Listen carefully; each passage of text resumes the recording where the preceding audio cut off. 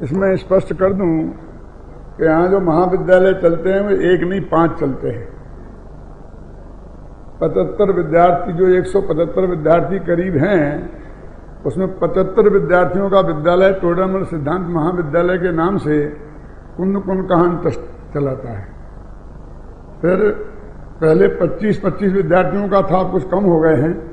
25 विद्यार्थियों का महाविद्यालय मंगनमल नेमीचंद पाटनी ट्रस्ट नाम से सौभाग्यमल जी पाटनी चलाते हैं। 25 विद्यार्थियों का जो खर्चा विद्यालय एक पूनम चंद जी लोहारिया अजमेर वाले हैं, उनके ट्रस्ट से चलता है, और एक देवलाली ट्रस्ट से चलता है, और एक टोडरमल ट्रस्ट से भी चलता है। ऐसे मिलाकर के 175-76 विद्यार्थी होते हैं। अब उसमें बीच बीच में कुछ ऐसी गड़बड़ हुई कि जिन लोगों ने 25 विद्यार्थियों का कहा था, हर साल खर्चा तो बढ़ता है, तो उन्होंने फिक्स कर दिया हम तो इतने ही पैसे देंगे, इसमें जितने विद्यार्थी पढ़े नहीं पढ़े वीतराग भाव से। तो उनके किसी के 25 में से 24 हो गए, फिर 23 हो गए, फिर 22 हो गए, फिर बराबर तरक्की हो रही है, 20 हो गए। और सभी ट्रस्ट समाज के सहयोग से ही इन विद्यालयों को चलाते हैं।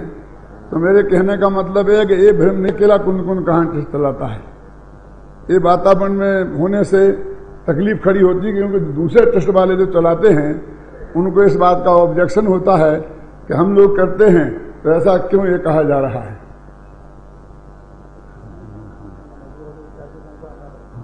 हमको बहुत तकलीफ होती है, क्योंकि हर एक ने फिक्स कर रखा है। अभी 2 विद्यार्थी बढ़ाने हैं तो 6 ट्रस्टों के हाथ पैर जोड़ो, फिर करते हैं नहीं करते हैं। जब भी हम इस बात की अपील करते हैं तो 2 आदमी खड़े होते हैं कि हमारी तरफ से 2 विद्यार्थी बढ़ा दो, तो फटाफट कोई ना कोई ट्रस्ट उसमें झपट्टा मार के एक कोशिश करता है कि नहीं इसका तो हम लेंगे, तुम ले लो, एक बढ़ा दो तुम विद्यार्थी।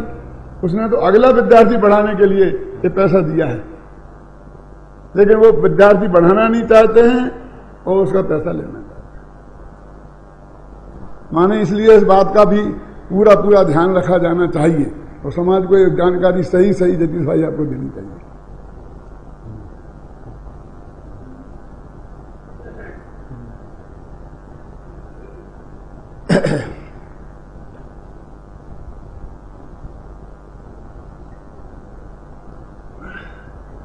संतप्त मानस शांत हों, जिनके गुणों के गान में बेवर्धमान महान जिन विचरे हमारे ध्यान।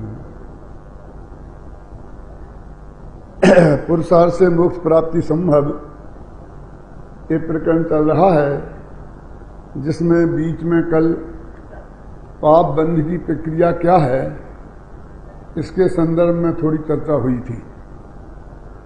चर्चा को उसके आगे बढ़ाना है। एक उदाहरण के माध्यम से बात सामने आई थी, और वो बात ये थी कि मान लो एक आदमी ने एक घड़ी चुराई, और वो ये समझता है कि मुझे इसका जो पाप लगा तो घड़ी चुराते वक्त ही पाप लग गया जितना लगना था सो, और अब मैं उस पाप को किसी ना किसी धर्म क्रिया को करके धो डालूंगा और घड़ी मेरे को पच जाएगी। इसके बारे में जो भी 15 मिनट में समझाया था उसको मैं रिपीट नहीं करूंगा। और उसमें निष्कर्ष ये निकला था कि पाप अकेला घड़ी चुराते वक्त ही नहीं बंधा है, कि लेकिन जब से वो तेरे पास है वो निरंतर पाप बंध रहा है, और वो घड़ी पच जाए और पाप कट जाए ऐसा कोई उपाय जैन धर्म में नहीं है। उसे घड़ी को वापस भी कर देगा माफी मांग के, तो जो पाप अभी तक लगा है उसके बारे में उससे कोई जमा खर्च नहीं होगा। आज से आगे पाप लगना बंद होगा, और उस पुराने पाप का हिसाब किताब आपको बराबर चुकाना पड़ेगा। तो यदि ऐसा है तो फिर हम अभी क्यों वापस करें, तो अभी भी चालू रहेगा। ज्यों ज्यों भीगी कामरी त्यों त्यों भारी होए।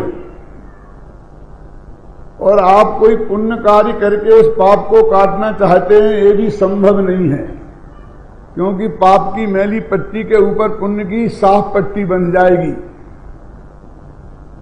और उसके बाद फिर पाप की पट्टी बनेगी और फिर पुण्य की पट्टी बनेगी।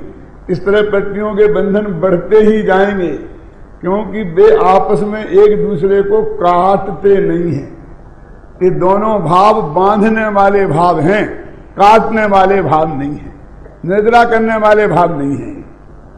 इसलिए जिस धोखे में आप ये पाप कर रहे हैं, जिस पुण्य के भरोसे कहने काट लेंगे, उस धोखे में मत रहना।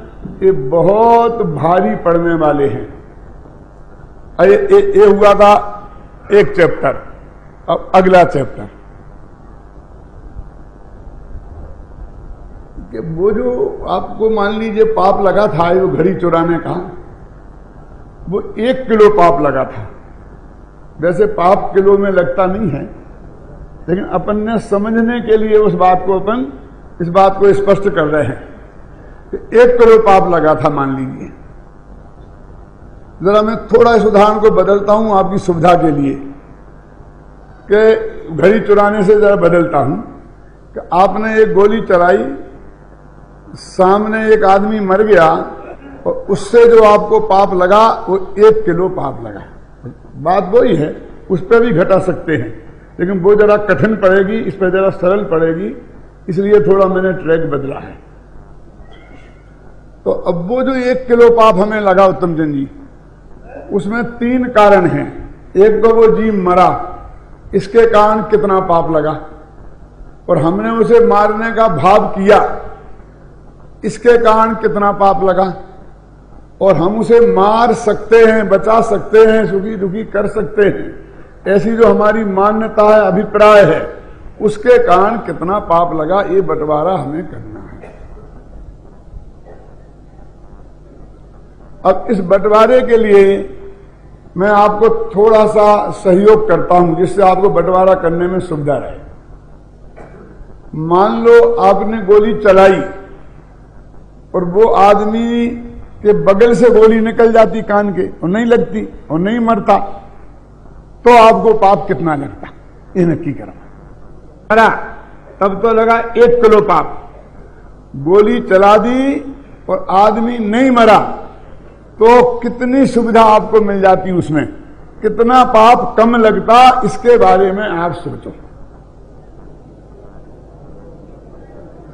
सबका एक ही जवाब है कि पूरा 1 किलो, माने उसमें 1 पाव रत्ती भी सुविधा मिलने वाली नहीं है, चाहे वो जी मरे और चाहे वो ना मरे।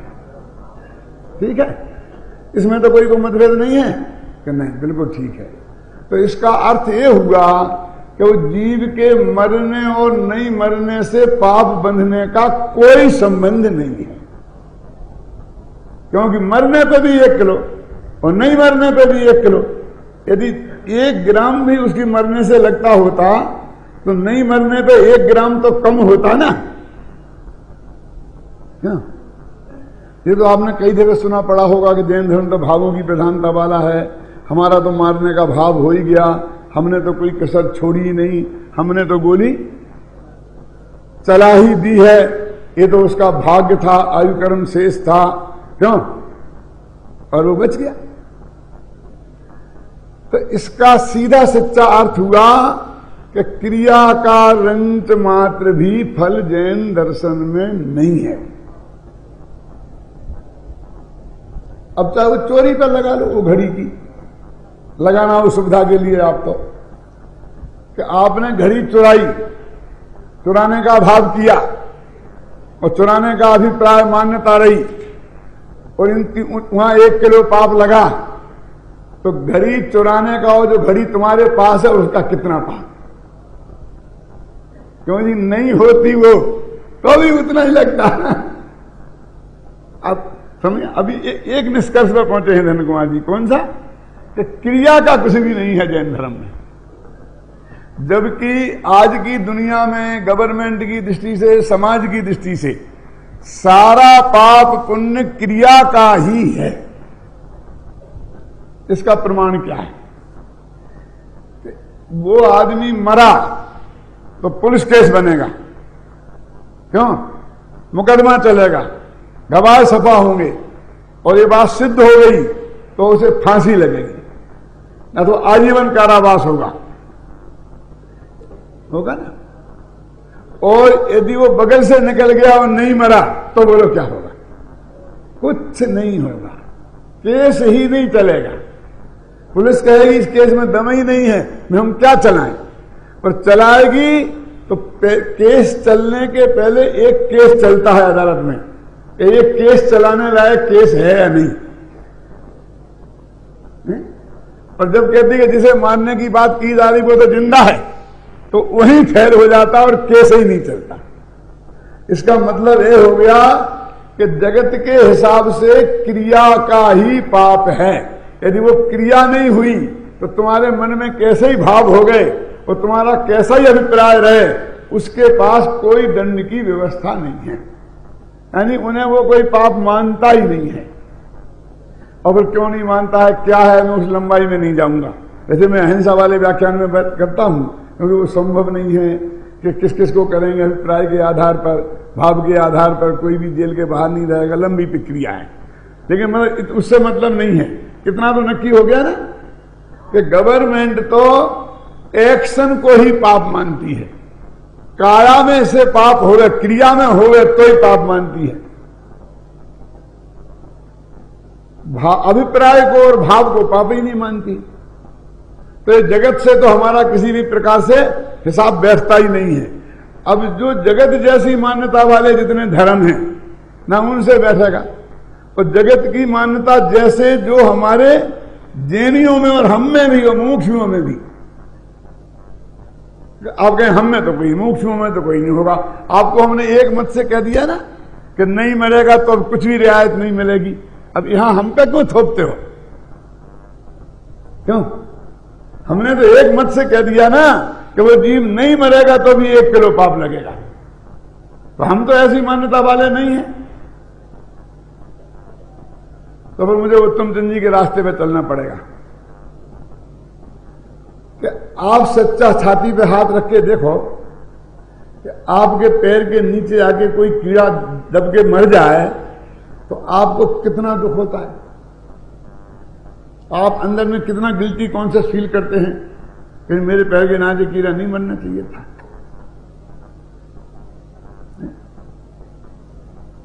यानी जो क्रिया में पाप होता है उसके प्रति आप जितने सेंसिटिव हैं, भाव वाले पाप के प्रति उतने सेंसिटिव हैं आप क्या? नहीं, मुझे बताओ। मैं थोड़ा और गहरा करूं उदाहरण को, आपको सुविधा हो इसके लिए। किसी मां बहन को आप छेड़ दें और फिर आपकी थोड़ी सी मरम्मत हो जाए और रंगे हाथ पकड़े जाएं तो आप अंदर में बहुत अपराधी अपने को महसूस करते हैं। क्यों? लेकिन आप मन में उसके लक्ष्य से कितने ही खोटे से खोटे आप जितनी क्रिया तुमने की है ना, उससे 100 गुणे आगे तक के भाव कर लें, तब ना तो आपकी पिटाई होती, जगत तो करेगा ही नहीं, क्योंकि जगत तो मानता ही नहीं है। लेकिन तुम भी अपने को कितना बड़ा अपराधी मानते हो मुझे बता। ब्रह्मचारी इस्पाल जी हैं कि नहीं? कमरे पे होंगे। एक घटना सच्ची घटी थी एक आदमी के साथ, तो उसने किया तो कुछ नहीं ना, लेकिन तुमने इतने आगे बढ़ गए थे, मुंह से निकल गया था, हाथ से छू लिया, तो किया तो कुछ नहीं ना। मुंह छू हो, तुम ऐसी बात करते हो, किया कुछ नहीं, क्या बाकी रहा? बाकी तो तुम कर नहीं पाए, किया नहीं वाली बात है कहां? और हम छोड़ो ना किसी को, हम अपने अपने पे देखें ना। अब वो हिंसा, झूठ, चोरी, कुशील, परिग्रह सब में घटित घटित कर करके अपने अपने मन को भी देख लो और क्रिया को देख लो। तो क्रिया में अपराध हो जाए, भले ही कोई नहीं देख पाए, तो भी हम अंदर में बहुत दुखी होते हैं, पश्चाताप बहुत होता है, उसका हम प्रायश्चित करना चाहते हैं, उसके लिए 2-4 उपवास करना चाहते हैं, और भाव के लेवल पर रोजीनी सब कुछ होता रहता है तो उसका हमें कुछ भी नहीं है। तो हम किन में हैं? वो जैन धर्म का जो फंडामेंटल है पहला सिद्धांत कौन सा, कि क्रिया से पुण्य पाप नहीं है और क्रिया से धर्म नहीं है। इस पर हम कितने हमारे जीवन में हम हमारे उतरा है, वो हमारी गंभीरता से विचार करने की बात है। अभी आगे पॉइंट बढ़ाएंगे अपन, लेकिन एक बात पहले नक्की हो जाए, ये क्रिया अब ऐसा अन्याय नहीं लगता है। अब दूसरा ट्रैक बदल रहा हूं देवेंद्र, एक पॉइंट खत्म हो गया, दूसरा उठा रहा हूं। अन्याय नहीं लगता है कि क्या अन्याय नहीं लगता है कि उसको गोली मारने का कुछ भी पाप नहीं। माने ऐसे चित्त भी हमारा है ना, यानी थोड़ा तो उसे हिस्सा देना चाहिए था। हमारा बस चले तो 99% उसको ही दे दें और भाव माप को थोड़ा बहुत दें, लेकिन तुम तो जीरो में ही नहीं रखते हो, उसका पाप ही नहीं। क्यों? वो मर गया, उसका पाप ही नहीं। सचमुच हमारे दिल को यह स्वीकार नहीं है। किसी हृदय के किसी न किसी कोने से हमारी ये आवाज अवश्य उठती है कि क्रिया का कुछ ना कुछ तो लगना चाहिए। तो और कभी कभी तो लोग कहते हैं ककड़ी को चोर को कटार मारना नहीं है, अकेले बेचारे का भाव में थोड़े से भाव बिगड़ गए, थोड़े से। पर अभिप्राय तो बहुत भीतर है, उससे तो किसी को कोई फर्क ही नहीं पड़ा। हमारे अंदर में अभिप्राय, हम दूसरे को सुखी दुखी कर सकते हैं, माँ बता सकते, उससे तुम्हें क्या फर्क पड़ता है? और भाव भी थोड़े से बिगड़ गए और इसको तुमने पूरा 1 किलो पाप, एक ककड़ी के चोर को कटार मारना नहीं है, कहते नहीं है। क्यों नहीं है? समझना आप कि उसको जो तुम मारने के, एक द्रव्य दूसरे द्रव्य का कर्ता धरता है कि नहीं, ये बोलो। आपने कितना रटाया गुरुदेव ने, और बाकी गुरुदेव के जाने के बाद विद्वान रटा रहे, और सुबह से शाम तक दे धमाधम चल रहा है ना? तो जब उसके मरण जो है वो व्यक्ति हमसे परद्रव्य है कि नहीं, और परद्रव्य में हम कुछ भी नहीं कर सकते। हमारी वज्र की दीवार है दो के बीच में, हमारा रंचमात्र कर्तृत्व तो नहीं है। यदि आपकी ये मान्यता है सच्ची हृदय से, तो जब हमने उसमें कुछ किया ही नहीं तो उस बात का पाप हमें क्यों लगे? इसमें बिल्कुल न्याय है। तुम्हें अन्याय दिखता है, इसका मतलब तुमको पर के कर्तृत्व की मान्यता का विश्वास है अभी। तो तुमसे ठीक है, फिर सोचना क्या सुरेश, यानी हम कहते हैं कि तुम्हें उसका कितनी बड़ा अपराध हो गया, वो मर गया और हमने उसे मार दिया और उसका कुछ पाप नहीं। तो तुमने उसे मार दिया तो उसके मारने की क्रिया के कर्ता तुम हो, तो एक देव दूसरे देव का कर्ता नहीं है। उसके मरण का संबंध तुम्हारे उससे बिल्कुल नहीं है, उसके आयु कर्म से है। बंध अधिकारी की उन गाथाओं का क्या हुआ कि आयु से जीवित रहे यह बात जिनवर ने कही, तुम बचा कैसे सकोगे जब आयु दे सकते नहीं, और आयु क्षय से मरण हो यह बात जिनवर ने कही, तुम मार कैसे सकोगे जब आयु हर सकते नहीं। ऐसी कोई गोली बनी है जिससे आयु कर्म का अपकर्षण हो जाए?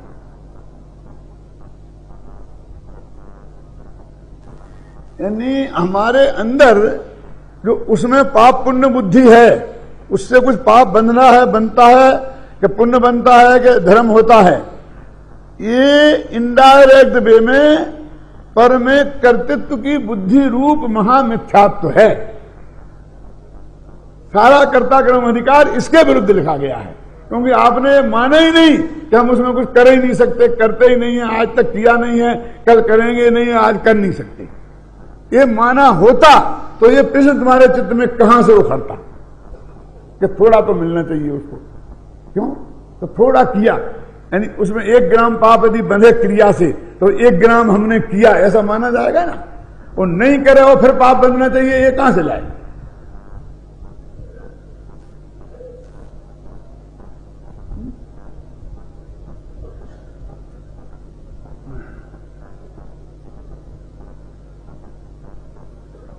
तो वो जो हमारा कर्ता कर्म संबंधी अज्ञान है वो उसके मूल में है। जिसे आप दया, करुणा और न मालूम क्या क्या नाम देते हो। यानी जीव हिंसा, चोरी की क्रिया, झूठ बोलने की क्रिया, व्यभिचार की क्रिया, परिग्रह जोड़ने की क्रिया, तो ये जो मान्यता है राजेंद्र जी, ये कर्ता कर्म संबंधी अज्ञान है।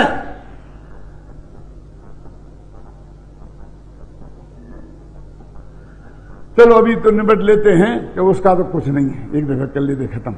वो हमारे में तो अंदर का चोट पकड़ने की कोशिश की है ना। अब वो तो क्रिया का तो कुछ पुण्य पाप नहीं रहा धर्म। अब जो बचा हमारे पास 1 किलो पाप और भाव 2, मारने का अभिप्राय माने मान्यता और मारने का विकल्प माने राग द्वेष, ये 2 ही बंध के कारण है ना। बंधे एक राग आदि अशुद्ध उपयोग से, तो मिथ्यात्व माने मान्यता और राग द्वेष 2 ही बातों से बंद होता है, मरण होता है, ख्याल में है ना। तो ये 2 बंध के कारण रहे, इनमें बंटवारा करो। अब आप लोग नहीं कर सकते हो तो मैं कर दूं बंटवारा, मान लेना, आप मानो तो ये करे आप ही कर दो। तो मैं कहता हूं कि मारने के भाव का 1 ग्राम पाप और मारने के अभिप्राय माने मान्यता का 999 ग्राम पाप, बोलो स्वीकार है? सोच लो अच्छी तरह से। अगले तुम्हारे स्वीकार करने से क्या होता है? जो मान्यता बहुत अंदर गुप्त है उसका 999 ग्राम, और मारने का जो हमने भाव किया था उसका 1 ग्राम, तो क्रिया का कुछ नहीं। बोलो प्रदीप जी, अटपटा नहीं लगता है? तो अटपटा लगता है तो जैन धर्म सुना ही नहीं है आपने अभी तक, हम करें क्या? सिद्धांतों के रूप में ये सब बातें हम कर चुके हैं ना। अरे मैंने तो बहुत कम बताया है, 1 ग्राम और 999 ग्राम में तो 1000 गुनाही का फर्क है ना। तो शास्त्रों में तो ये लिखा है कि भाव का अनंतमा भाग पाप और अभिप्राय का अनंत गुणा, अनंत गुणा फर्क है। ये तो मैंने 1000 गुना बताया था जो आपको पच नहीं रहा है बाबू जी। अनंत गुणा है उसका, इसका अनंतमा भाग, उसका अनंत गुणा। एक ककड़ी के चोर को कटार मारना नहीं है। यानी मैं ये कह रहा हूं कि अपने अंदर अंदर अभिप्राय में खोटी मान्यताएं रखकर हम कितना बड़ा पाप बांध रहे हैं उसकी किसी को खबर ही नहीं है। और ये बाहर के छोटे छोटे पाप के लिए रो रहे हैं, हंस रहे हैं, बच रहे हैं और हल्ला गुल्ला कर रहे हैं, इतना ही हो रहे हैं। कौन सा? वो क्रिया वाला तो है ही नहीं, और थोड़े बहुत भाव वाला। इसलिए एक पंक्ति आती है, ताते गाफिल भावों का परिणामन की संभाल में, ताते गाफिल मत हो प्राणी। उसका लोग तो ऐसा अर्थ करते थे कि परिणामों को संभाल के रखो, क्योंकि बंध मोक्ष परिणामों से ही है। मन क्रिया का वजन तो उसमें भी नहीं था। लेकिन मैं इसका उल्टा अर्थ करता हूं, बहुत दिनों से अशोकनगर में था तब से मैं कहता था कि पागल, परिणामों के संभालने में गाफिल मत हो जाओ, परिणामी को संभालो, अपरिणामी को संभालो, उसकी तरफ देखो।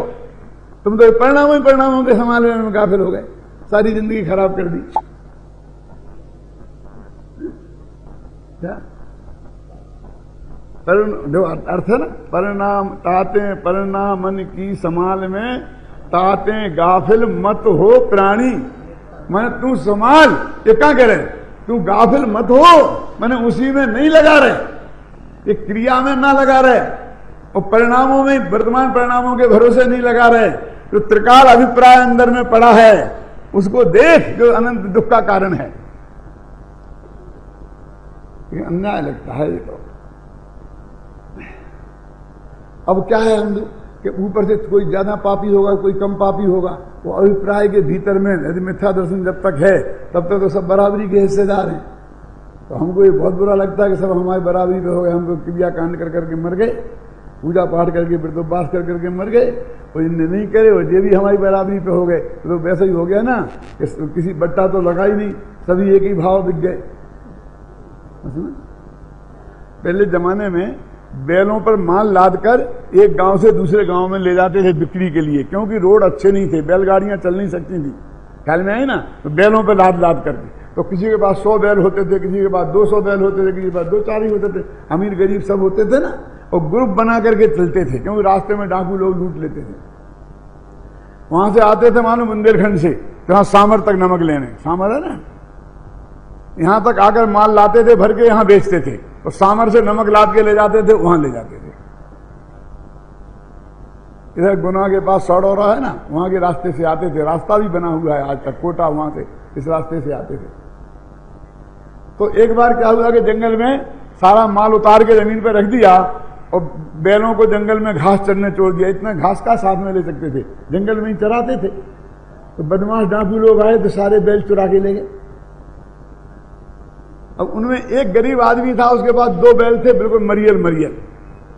तो सब लोग उसकी बहुत मजाक उड़ाया करते थे कि बैल तो इनके देखो, बैल तो इनके देखो, सब लोग उनकी मजाक उड़ाते थे। बेचारा क्या करे, गरीब आदमी, बुढ़े बैल तो मरियल, जो कुछ माल था साथ में जाता था कि बैल तो देखो तो इनके।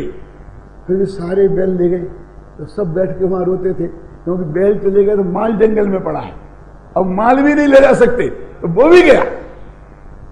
क्यों रोते थे? तो वो भी रोता था, लेकिन वो ये कहता था कि आप सब लोग कहते थे कि मेरे बैल मरियल हैं, खराब हैं, लेकिन सभी एक ही भाव तो बिक गए, किसी को बट्टा तो लगा ही नहीं।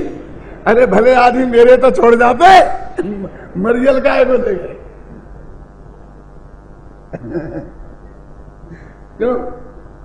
तो ऐसे ये हो रहा कि हमारा सारा धर्म हम कर करके मर गए क्रिया में, और ये नहीं करने वाले सभी एक ही भाव बिक गए।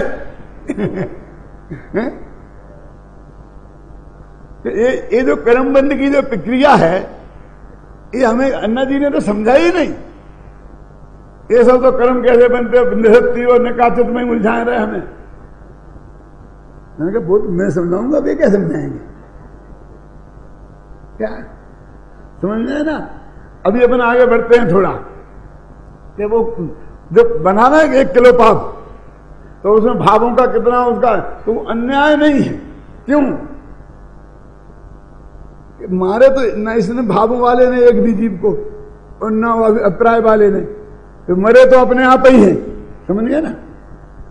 अब अभिप्राय और भाव में देखो, वो भाव जो हमें तत्काल गुस्सा आया तो हमने गोली चला दी, तो एक जीव को मारने के लिए गोली चलाई, 1500 मर जाए वहां, इसके लिए गोली नहीं चलाई, समझ गए ना? लेकिन जब वो अभिप्राय के अंदर में, ये राजा लोग पुराने चौराहे पर खड़ा करके लोगों को फांसी पे चढ़ाते थे। क्या मतलब था चौराहे पर लगाए क्यों?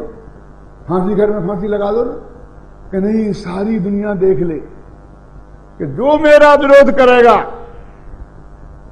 उसकी ये दशा की जाएगी जो इसकी की जा रही है। तो वो एक को मारने का अभिप्राय नहीं है, उसके बहाने सारी दुनिया को गुलाम बनाने का अभिप्राय है, सारी दुनिया को मारने की धमकी देने का भाव है। तो अनंत जीवों को मारने का भाव है, इसलिए अनंत गुणा पाप है, मुफ्त का नहीं है। क्यों जी? ये अमेरिका ने अफगानिस्तान पर आकर बम बरसा कर ये सारा बर्बाद कर दिया। क्या गलती थी अफगानिस्तान वालों की? कई एक वो लादेन था ना, लादेन, तो वो लादेन ने वहां का उनकी एक बिल्डिंग गिरा दी थी, और उसका क्या अपराध था? एक बिल्डिंग। तो लादेन को मारते ना, लादेन को पकड़ लेते, जिनने गिराई थी वे तो मरे ही गए थे, और उनके 10-5 साथियों को पकड़ लेते। पूरे देश को बर्बाद करने का उन्हें किसने अधिकार दिया था? जरा समझना मैं क्या कहना चाहता हूं। लादेन को तो आज तक नहीं पकड़ पाए, लेकिन वो सारी दुनिया को उन्हें ये दिखाना था कि भारत की संसद नहीं है कि तुम जाकर उसको उड़ा दो तो कोई कुछ नहीं कहेगा। ये अमेरिका है, अमेरिका के एक मकान को बेटा टच करके देखोगे तो तुम्हारा सारा देश नाबूद हो जाएगा। समझ लो तुम हिंदुस्तान वाले भी, ये तो भाग्य की बात है कि वे अफगानिस्तानी थे, हमको इतना उधर के थे पता चला है।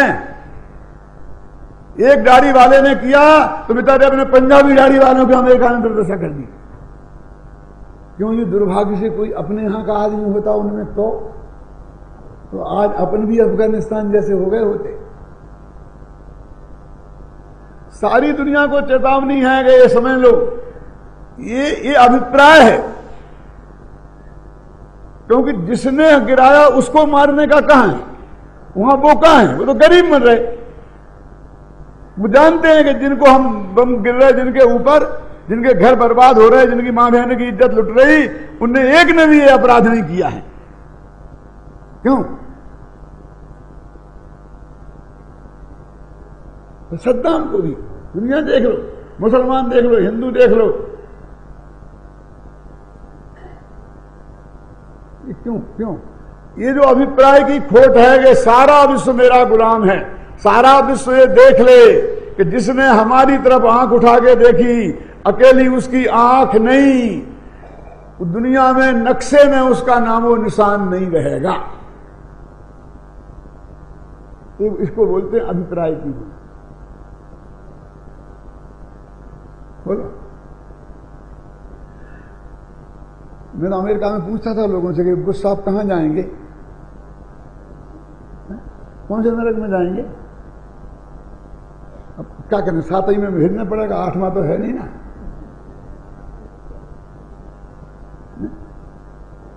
छाबड़ा जी सुनाते हैं कि इंदौर में जब सेठ जी के 7 मील थे और वे 8वां मील खोलने लगे तो सेठानी ने कहा, क्या कर रहे सेठ जी कि 8वां मील खोल रहा हूं।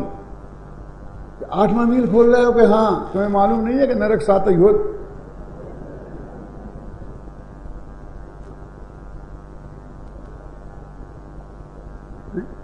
आप सब इतने विश्व के 6 अरब आदमी, 6 अरब आदमी थोड़ी मरेंगे, कितने कीड़े मकोड़े पशु पक्षी, समझ गया ना। मेरे विरुद्ध भाव रखने वाला इस जगत में रह नहीं सकता। मैं तो ये कहता हूं कि भाई साहब मार गया ना, अब वो सद्दाम को मार दो, उसे मार दो, गोली करके खत्म करो ना खेल, जितने मर गए ना तुमने मान लिए। नहीं, उनका बस चले तो उन्हें आलोकाकाश में भेज दें। वो क्या मतलब? आलोकाकाश कहां से आ गया? एक बाप को गुस्सा आता है तो अपने बेटा से कहता, नालायक निकल जा मेरे घर से, क्योंकि वो समझता घर मेरा है, तो घर से निकालने की धमकी देता है। गांव के जमींदार जागीरदार को गुस्सा आता है तो गांव निकाल दो गांव के बाहर, वो गांव से निकालता है। राजा कहता देश निकाला दे दो, क्यों कहता कि नहीं करता है। और भारत के गवर्नमेंट को आए गुस्सा तो काला पानी भेज दो, पूरे भारत में से निकाल दो, क्यों? और बुश साहब को गुस्सा आए तो सारा विश्व तो उनके बाप का है, तो अब तो आलोकाकाश में ही भेजना पड़ेगा।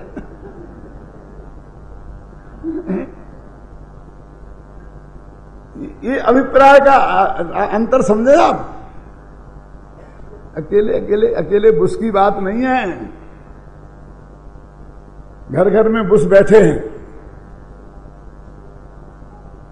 अपना कच्चा चिट्ठा खोलें थोड़ा। क्यों दिल्ली वाले सेठ जी, क्या नाम बताएं थोड़ा। सेठ जी को एक मच्छरों ने काटा। आजकल तो मच्छर बहुत हो गए। एक मच्छर ने यहां काटा, उसने आपका 1 बूंद खून पिया। 1 बूंद के लायक कहां पेट है उसका? 1 बूंद से भी आधी बूंद की आधी, 1/4, इतना सा तो पेट है बेचारे का। उसने इतना सा खून पिया आपका, और आपने फट से उसकी जान भी निकाल ली और अपना खून भी निकाल लिया। एक ककड़ी के चोर को ये है कटार मारना? क्या गलती की थी उसने? ये फांसी की सजा उसे क्यों दी आपने बिना मुकदमा चलाए? इससे तो वो दिया अच्छा कि भुट्टो पे मुकदमा चला के तो मारा था। तुमने तो बिना ही फैसले के काम कर दिया। आप क्या बात करते हो, वो हमारा खून पी गया। अरे वाह, कितना सा पिया था। उसमें क्या है, बेचारे की खेती नहीं थी, कोई अच्छी नौकरी नहीं थी, धंधा पानी नहीं था, उसे तो अपना पेट कहीं यहीं से भरना था ना।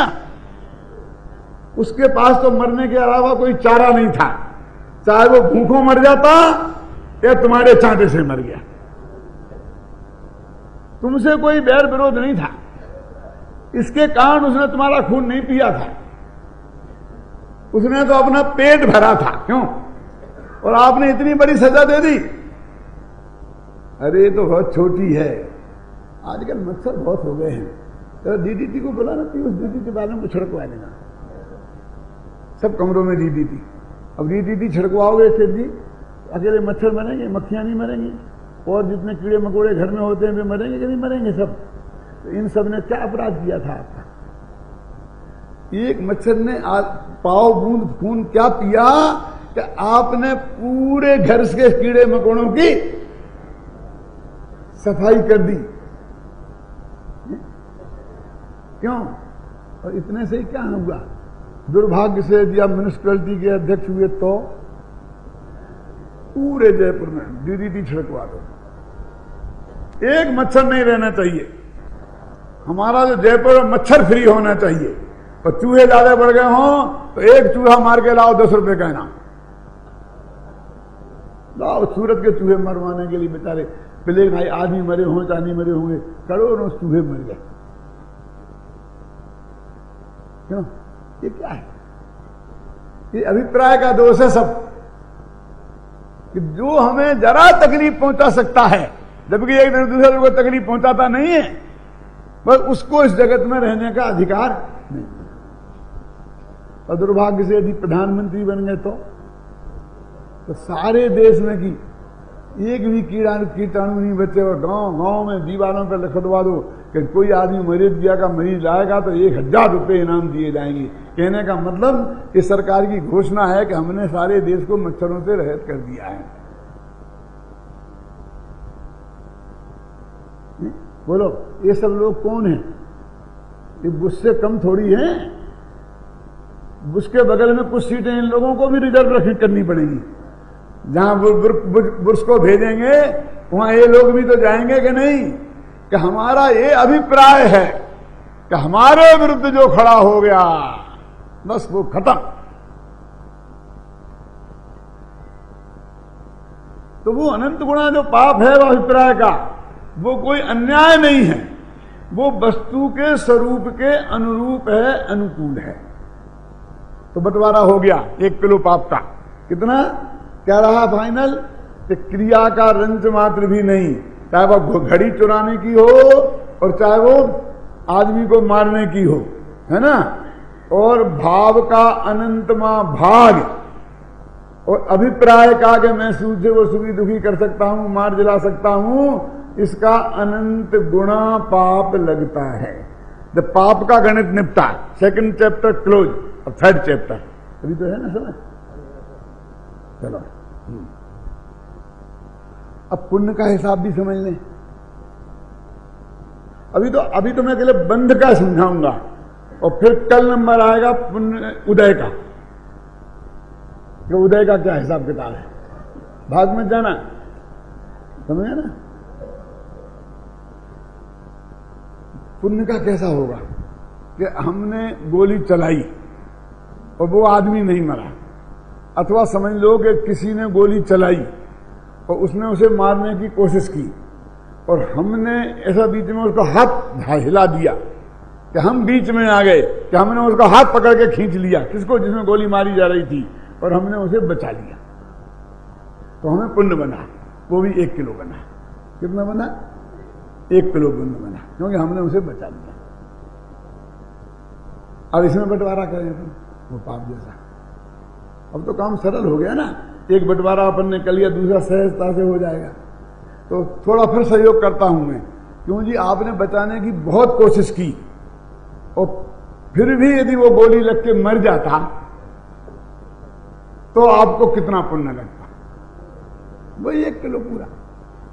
माने मरना और बचना और नहीं बचना ये तुम्हारे हाथ में था ही नहीं। वो तो उसके आयु कर्म पर निर्भर था, इसलिए तुम उसके कर्ता धर्ता हो ही नहीं। लेकिन तुमने तो बचाने की पूरी कोशिश, मैंने पूरा भाव कर लिया, और अभिप्राय भी बचाने का था, ठीक है ना, इसलिए तुमको पूरा 1 किलो पुण्य बन गया। यहां तक तो ठीक हो गया मामला। अब वो पुण्य में बचाने के भाव का कितना पुण्य और बचाने के अभिप्राय का कितना पुण्य, ये बंटवारा करना है, ये सोचो।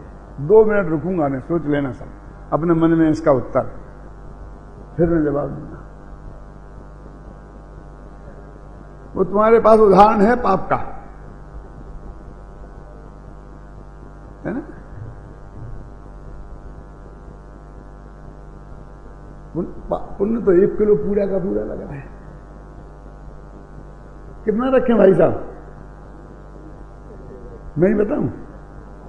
देखो, पूरा 1 किलो पुण्य आपको बचाने के भाव का लगा है, अभिप्राय का बिल्कुल भी नहीं। स्वीकार है? नहीं हो तो अभी इंकार कर सकते हो, फाइनल फैसला नहीं हुआ। ये बहुत बहुत फायदे में रहे हम तो क्योंकि पाप तो लगा था उसमें 1 ग्राम, वो पुण्य अकेले भाव से ही पूरा किलो मिल गया। आप समझिए, तो देखो, बचाने के भाव में 1 किलो पुण्य और मारने के भाव में 1 ग्राम पाप, तो पाप से पुण्य तो कई गुना हो गया ना। अरे धोखे में मत रहना। तो अभिप्राय का क्या हुआ फिर? तो उससे क्या होगा फिर? उसको तो कोई हिस्सा मिलना चाहिए ना, तो उसे पुण्य में हिस्सा नहीं मिलेगा, क्योंकि वो तो मिथ्या अभिप्राय है, तो उससे तो अनंत गुणा पाप बंधेगा। सोचो, रात भर सोचना क्या। तुम सोच रहे थे कि हम पुण्य बांध रहे, और अनंत गुणा पाप जो उसमें बंधा था ना, काय में, मारने के अभिप्राय में, वो बचाने के अभिप्राय में उतना ही का उतना पाप बंधा, पाप ही बंधा, उसमें कोई बंटवारा नहीं है। वहां तो 1 ग्राम चला गया था उसमें अनंतमा भाग, यहां पूरा का वो 1 ग्राम भी इधर ही आ गया।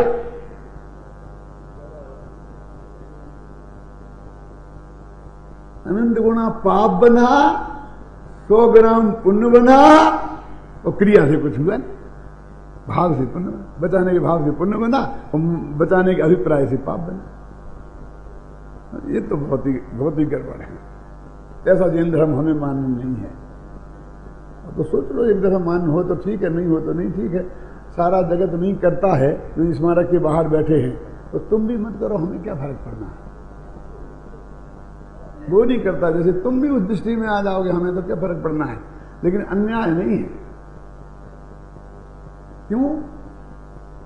क्योंकि ये जो हमारा नियम है, कौन सा, कि हम परद्रव्य को न मार सकते हैं और न बचा सकते हैं, और न सुखी कर सकते हैं न दुखी कर सकते हैं, ये जो हमारा महानियम है, तो इस महानियम का भंग तो मारने के अभिप्राय में जितना हुआ, उतना ही बचाने के अभिप्राय में भी हुआ ना। काहे की किफायत? क्योंकि हस्तक्षेप तो वैसे का वैसा रहा ना, पर में कब्जा करने की बात तो वैसी की वैसी रही ना, कि बहुत हद हो गई, अब ज्यादा आगे मत बढ़ो। देखो सुनो, आप क्या समझते हो कि मारने वाले खोटे हैं, बताने वाले अच्छे हैं? जरा उसको भी सुन लो। अब इराक ने कुवैत पर आक्रमण किया और उसे मार मार के पूरा कब्जा कर लिया, भागी के लोगों को भगा दिया और बाकी के पर कब्जा कर लिया। ये सच्ची घटना है कि नहीं है ना? अब अमेरिका आया बचाने के लिए, समझिए ना, तो अमेरिका ने इराकियों को मार मार के भगा दिया और कुवैत को बचा लिया। बच गया ना। कितनी खुशी हुई होगी कुवैत को, क्यों? कितना सुख मिला होगा कि पूरी आजादी चली गई थी और पूरी आजादी मिल गई।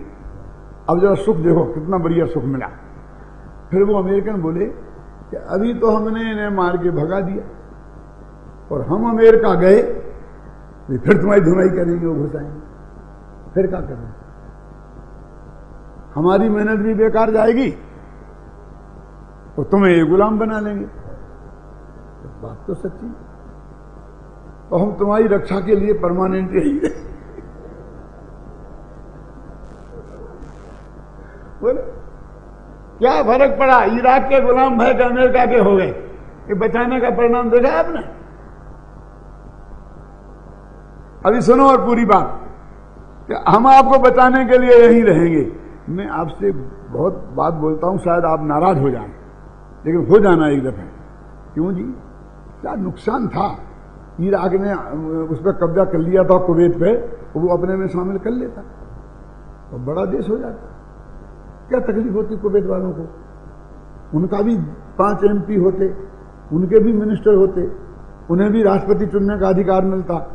उन्हें तो इराकियों के समान पूरा वोटिंग पावर मिलता कि नहीं मिलता? मैं आपसे पूछना चाहता हूं, वो गुलाम कैसे होते?